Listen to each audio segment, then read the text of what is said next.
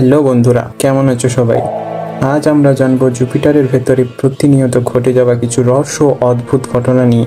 Hello বন্ধুরা, আমি জিৎ। চলুন ভিডিওটি শুরু করা যাক। সাল 1989, 8ই অক্টোবর গ্যালিলিও স্পেসক্রাফট নামে একটি মহাকাশযান শুরু করা হয়। এই মহাকাশযানের মূল উদ্দেশ্য ছিল জুপিটারের ভেতরে কি আছে তা জানার জন্য। জুপিটারের মেঘ দেখতে খুব সুন্দর আর রং বেরঙিন হয়, কিন্তু দেখতে যতটা সুন্দর কাছ থেকে ততটাই ভয়ানক। সাল 1995, গ্যালিলিও স্পেসক্রাফট নিজের 6 বছরের জার্নির পর আমাদের থেকে প্রায় 58,80,00,000 কিলোমিটার দূরে জুপিটারের অরবিটে ঢোকে। গ্যালিলিও স্পেসক্রাফট দুটি ভাগে তৈরি করা হয়েছিল। প্রথম জুপিটার অ্যাটমসফিয়ারিক প্রোব, যেটা জুপিটারের ভেতরে যাওয়ার জন্য, আর দ্বিতীয় ভাগটি জুপিটারের বাইরে অরবিট করার জন্য প্রস্তুত করা হয়েছিল। এতে অনেক অ্যান্টেনা, অনেক সেন্সর লাগানো ছিল জুপিটারের গ্র্যাভিটিকে কাছ থেকে জানার জন্য। 7ই ডিসেম্বর 1995, জুপিটার অ্যাটমসফিয়ারিক প্রোব, যেটা টাইটানিয়ামের তৈরি প্রোব ছিল, এটিকে গ্যালিলিও স্পেসক্রাফট থেকে আলাদা করা হয়। তারপর এটি আস্তে আস্তে জুপিটারের অ্যাটমসফিয়ারে প্রবেশ করতে শুরু করে। প্রায় 1,62,000 কিলোমিটার প্রতি ঘন্টা স্পিডে জুপিটারের মাধ্যাকর্ষণ শক্তি ওই প্রোবটাকে জুপিটারের ভেতরের দিকে টানছিল। কিন্তু আমাদের বিজ্ঞানীরা এটার জন্য প্রথম থেকেই প্রস্তুত ছিল। কিছু মিনিট পরই প্রোব থেকে লাগানো প্যারাশুটটি খুলে যায়। প্রোবের স্পিড একটু কমতে থাকে, কিন্তু ততক্ষণে প্রোবটি জুপিটারের অ্যাটমসফিয়ারে প্রবেশ করে। সমস্ত ইনফরমেশন গ্যালিলিও স্পেসক্রাফটে পাঠাচ্ছিল, আর গ্যালিলিও স্পেসক্রাফট এটিকে পৃথিবীতে থাকা বিজ্ঞানীদের পাঠাচ্ছিল। এর দ্বারা জুপিটারের সব রহস্যগুলি জানা শুরু হয়েছিল। প্রোব থেকে বিজ্ঞানীরা অনেক ইনফরমেশন জানতে পারে। জুপিটারের ওপরে অ্যাটমসফিয়ারে ঢোকার পর জানা যায় জুপিটারের ওপরের অ্যাটমসফিয়ার আমাদের পৃথিবীর ওপরের অ্যাটমসফিয়ারের মতো নয়। এর বায়ুমণ্ডল ঘন কালো মেঘ দ্বারা ঢাকা ছিল, আর মেঘগুলির আকারও খুব আলাদা ছিল। জুপিটারের ওপরের অ্যাটমসফিয়ারের একটা ঘন ধোঁয়ানো চেম্বারের মতো। জুপিটারের মেঘ আলাদা আলাদা পদার্থ দিয়ে তৈরি, যেমন অ্যামোনিয়া, হাইড্রোজেন সালফাইড, H2O।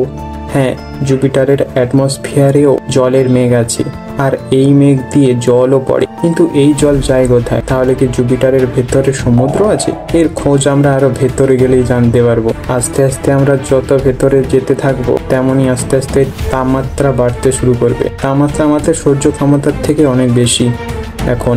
আর একটু নিচে যাওয়ার পর মেঘের শেষ হয়ে যায়। এবার আসে পরিষ্কার আকাশ, যেখানে সব সময় বৃষ্টি হয়। এই বৃষ্টি সত্যি অদ্ভুত খুব, তাই না? তুমি যদি জুপিটারের ওপরে অ্যাটমসফিয়ারকে বাইরে থেকে দেখো, তাহলে তুমি দেখতে পাবে সবসময় চলতে থাকা ঝড় বৃষ্টির মেঘ। এই মেঘ অ্যামোনিয়া দিয়ে তৈরি। জুপিটারের ইকুয়েটরের মতো আলাদা আলাদা দিকে বইছে। এই মেঘগুলোকে জেটস বলা হয়। এইগুলি আলাদা আলাদা কালারের হয়। গাঢ় রঙের ব্যান্ডগুলোকে বেল্টস বলে, আর হালকা রঙের ব্যান্ডগুলোকে জোনস বলে। তো আমরা ছিলাম জুপিটারের ভেতরে। জুপিটারের অ্যাটমসফিয়ার শেষ হওয়ার পর নিচে শুধু জলীয় বাষ্প দেখা যাবে, যেটা সব সময় উপরের দিকে যাচ্ছে। এমনটা কেন হয় জানেন কি? চলুন জানা যায়। জুপিটারের ভেতরে তাপমাত্রার প্রেসার সবসময় ওঠানামা করতে থাকে, কখনো বাড়তে থাকে, কখনো কমতে থাকে। যত বেশি গভীর তত বেশি তাপমাত্রা। এই তাপমাত্রা এত বেশি যে বৃষ্টির জল নিচ অব্দি আসতেই পারে না। এই জল আকাশে ভাব হয়ে যায়। এই জন্য জুপিটারের ভেতরে সমুদ্র হওয়া সম্ভব হয়নি। কিন্তু জুপিটারের অ্যাটমসফিয়ারিক প্রোব বেশি নিচ অব্দি যেতে পারেনি। প্রায় 156 কিলোমিটার গভীরে যাওয়ার পর প্রোব থেকে আমাদের কন্ট্রোল বিচ্ছিন্ন হয়ে যায়। সিগন্যাল বন্ধ হওয়ার 58 মিনিট পর গভীরে তাপমাত্রা এত বেশি, প্রোবটির পার্টসগুলি গলতে শুরু করে। জানি আমরা বেশি নিচ অব্দি যেতে পারিনি, কিন্তু এই প্রোবের জন্য আমরা জানতে পেরেছি জুপিটারের ভেতরে চলতে থাকা ঝড় বৃষ্টি অ্যাটমসফিয়ারের এই ভয়ানক রূপ বিজ্ঞানীদের অনুমানের থেকে অনেক বেশি ছিল।